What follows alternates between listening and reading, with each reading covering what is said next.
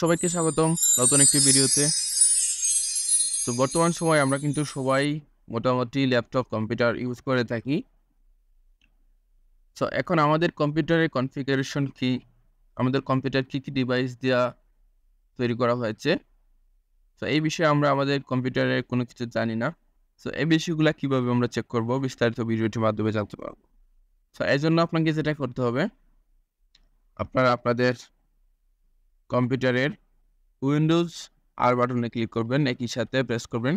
Press করার পর আপনারা এই রান বক্সে সার্চ করবেন MS Info 32। পরবর্তীতে জাস্ট ওকেতে ক্লিক করে দিবেন। ক্লিক করার পর এখানে দেখতে পাচ্ছেন এই যে আইটেম, আপনাদের কী কী আইটেম আছে আপনাদের কনফিগারেশনে, এই সমস্ত বিষয়ে সম্পূর্ণ ডিটেলস পাচ্ছেন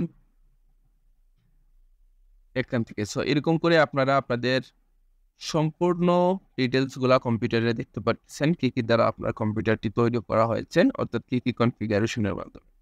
তো ভিডিওটি ছিল এ পর্যন্ত। যদি ভিডিওটি ভালো লাগে থাকে অবশ্যই লাইক, কমেন্ট এবং সাবস্ক্রাইব করে চ্যানেলটির পাশে থাকবেন। সবাইকে ধন্যবাদ।